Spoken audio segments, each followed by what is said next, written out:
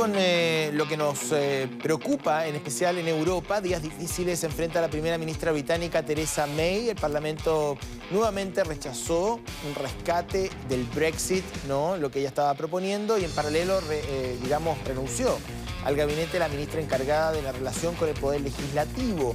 Se cree que otros miembros del gabinete de May se van a ir tras la salida de Andrea Leadsom, al estar en desacuerdo con Theresa May y su idea de flexibilizar de alguna u otra manera la salida del Reino Unido de la Unión.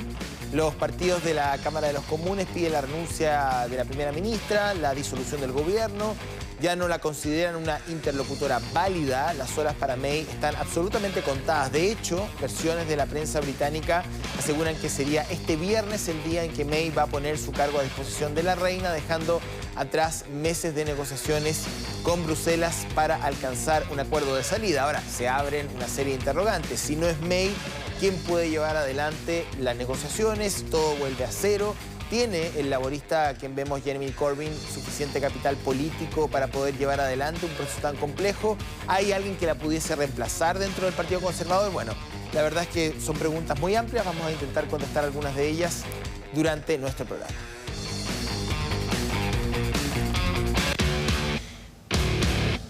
Bueno, de vuelta en América Latina, tras un análisis de 5 meses de gobierno de Jair Bolsonaro, Amnistía Internacional estima que al menos algunas de las medidas que se han adoptado atentan directamente contra el derecho humano de los ciudadanos del Brasil, entre ellos el derecho a la vida, a la salud y la libertad de muchos ciudadanos de este país y de algunas comunidades indígenas. La principal crítica es el decreto de tenencia de armas, sobre el cual el mismo Bolsonaro anunció modificaciones. Queremos ampliar este tema con Eugenia dos Santos, analista de la Universidad de Santiago, que nos acompaña en reiteradas oportunidades aquí en el programa para hablar, por supuesto, del gobierno de Bolsonaro y otros temas que están vinculados a la agenda brasileña. Eugenia, muchísimas gracias, muy buenos días. Buenos días, muchas gracias. Bien, primero preguntarte, Eugenia, si tú estás de acuerdo, desde el análisis, desde la academia, con el contenido del informe de Amnistía Internacional, es decir, que durante estos primeros meses, ¿no?, de gobierno de Jair Bolsonaro había un deterioro progresivo de los derechos humanos en Brasil. Sí, yo creo que la retórica del gobierno de Bolsonaro fue una retórica anti-derechos humanos. Y eso ha significado la propia ley de tenencia de armas. Creo que Amnistía Internacional hoy día lo que quiere crear es una campaña Brasil para el mundo, en el sentido de colocar la vida, ¿no?, como primero derecho que tenemos como seres humanos. Y la verdad es que el anti-derechos humanos significa tener armado a toda la sociedad civil para combatir la violencia. Ahora, Eugenia, ¿cuál es la situación de criminalidad hoy día en Brasil? Vamos al fondo del problema. Uno puede estar de acuerdo o en desacuerdo con el presidente Bolsonaro y su estrategia, pero debajo de eso está el desafío de terminar con el crimen organizado. ¿Cuál es la situación actual hoy día en Brasil respecto de los índices de criminalidad, del número de asesinatos por día, de las herramientas con las cuales cuenta la autoridad para poder combatir también las organizaciones criminales? Mire, Brasil ha tenido una historia bastante violenta. Pero desde la perspectiva de la contemporaneidad, lo que nosotros hemos visto es que en Brasil hay una guerra entre la policía y el crimen organizado. Eso significa que 120 personas por día mueren en Brasil. Y el último mes, 252 personas murieron, ¿no?, o en la mano de la policía o policía que se muere en la mano de los narcotraficantes. Entonces, es una historia en la cual la violencia es el pan de cada día. Entonces, el Observatorio de la Violencia en Brasil, principalmente en algunas capitales, o que demuestra es que el aumento de esa violencia es en las comunidades más carentes, es en las zonas de peligro, ¿no?, donde hay ocupación del narcotráfico. y eso ha significado para Brasil un flagelo. Ahora, probablemente, ¿no? Ese panorama que tú describes, es el que llevó a muchos brasileños a sintonizar con la retórica de Bolsonaro. Más allá si uno está de acuerdo o no, pero bueno, exacto. Finalmente, quizás, digo yo, hay amplias mayorías que creen que a través de la tenencia de armas se genera una sensación de seguridad algo mayor, aunque esté equivocado, ¿no?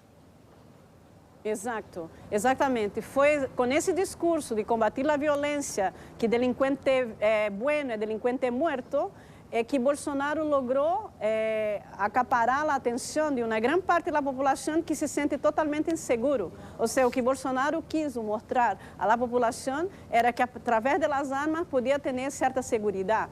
Mas sabemos, do ponto de vista científico, que armar a população não significa trazer a paz. Todo lo contrário. O que ha demonstrado os estudos é que o armamento da população civil significa mais violência.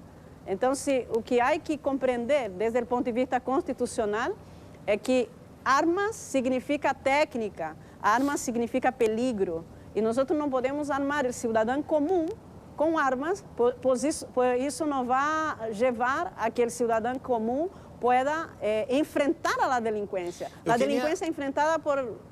Exacto, apuntaba al fortalecimiento probablemente de las políticas de seguridad, también la educación, reducir los niveles de pobreza, un trabajo mucho más profundo y a largo plazo para, digamos, gran cantidad de personas que están en la misma línea de tu análisis, ¿no? Que más armas no significa necesariamente más seguridad. Me gustaría preguntarte por qué posibilidades hay que efectivamente esta propuesta se convierta en ley. Yo no sé en qué, digamos, etapa del trámite existe o si el decreto automáticamente se convierte en ley. O sea, ¿qué posibilidades hay de que esto sea una realidad? Y también explicarle un poco, porque la propuesta del gobierno le permite el porte de armas a figuras bien particulares, periodistas que cubren la agenda policial, abogados, a los propios parlamentarios, por cierto, a guardias de seguridad, en fin.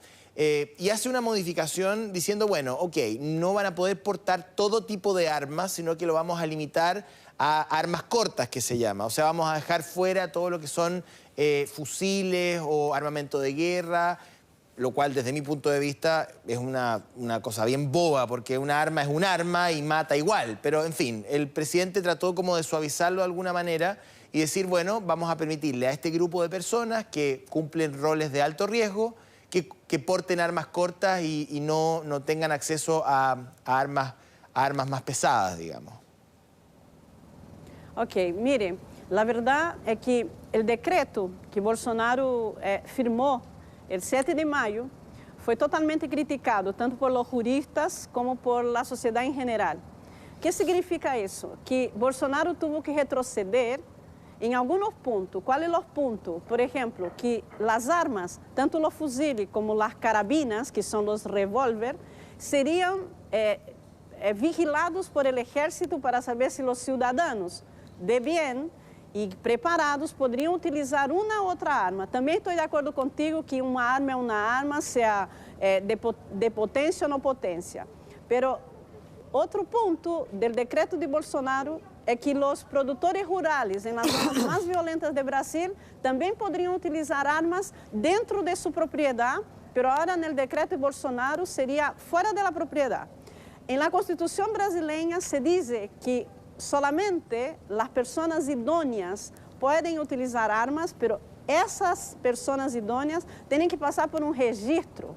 Mas nesse caso, alguns expertos em armas dizem que se esse decreto de Bolsonaro, que já retrocedeu em sua postura, fuera realmente imposto à sociedade brasileira, também os narcotraficantes, teriam acesso a essas armas, que já lo têm.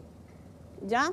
Então, se desde a Constituição, e no caso, os juristas põem que o decreto de Bolsonaro é inconstitucional, nós o que temos hoje é um retrocesso e Bolsonaro ha cambiado 2 pontos desse decreto, que é o tema de los caçadores, de la gente que é colecionista, que podem também aceder a essas armas, e os niños menores de 14 anos que tenham atividades deportivas, que não necessitavam esses niños da autorização de seus padres para essas atividades. Então, esses 3 pontos foram os pontos que chamaram a atenção da sociedade, que são pontos totalmente inconstitucionais. Absolutamente, no, claro, además hay un tema más de sentido común que de sentido legal. Uno sabe o puede saber dónde un arma comienza su recorrido, pero nunca uno sabe dónde termina. Es decir, un arma puede ser adquirida en forma legal a través de una persona que cuenta con todos los permisos, pero esas armas, o al menos un grupo de ellas, van a ir a parar de todas maneras al crimen organizado. Y eso está probado en Venezuela, está probado en Colombia, incluso aquí en nuestro país, en Chile. Eugenia, muchísimas gracias, te agradecemos este contacto y vamos a seguir con este tema a lo largo de la semana. Que estés muy bien, buenos días. Muchas gracias.